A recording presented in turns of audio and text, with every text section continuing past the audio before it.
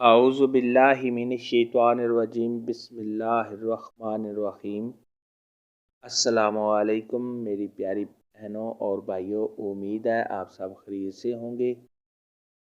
میری آج کی ویڈیو ہے خواب کے اندر چوڑیاں دیکھنا، پہننا اور خواب میں سفید چوڑیاں کا دیکھنا کیسا ہے۔ اس خواب کی کئی ساری قسمیں ہیں مگر ہم آپ کو اس کی چند تعبیریں بتائیں گے۔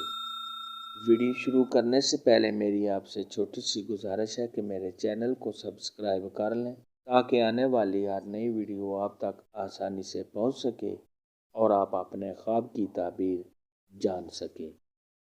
خواب کے اندر اگر کوئی شخص چوڑیاں دیکھے تو یہ خوشیاں حاصل ہونے، دلی مراد کے پورا ہونے، آرام و راحت ملنے، عزت میں اضافہ ہونے، اولاد کے بڑھنے اور شادی ہونے کی نشانی ہے۔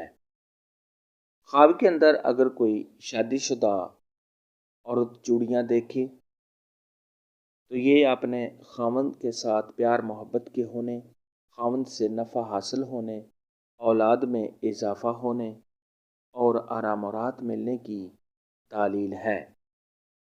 خواب کے اندر اگر کوئی غیر شادی شدہ کنواری لڑکی چوڑیاں دیکھے تو یہ اس دو مرتبہ میں بے پناہ اضافہ ہونے، خوشیاں حاصل ہونے اور کسی حسین و جمیل خوبصورت لڑکے سے شادی ہونے کی دلیل ہے۔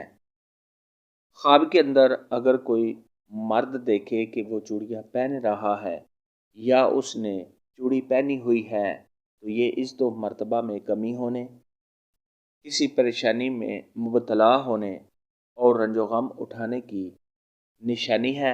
ایسا خواب دیکھنے والے کو چاہیے کہ صدقہ خیرات کرے کیونکہ صدقہ خیرات آنے والی مصیبت کو ٹال دیتا ہے۔ خواب کے اندر اگر کوئی سرخ رنگ کی چوڑی دیکھے تو یہ عیش و عشرت پانے اور خوبصورت لڑکے سے شادی ہونے کی علامت ہے۔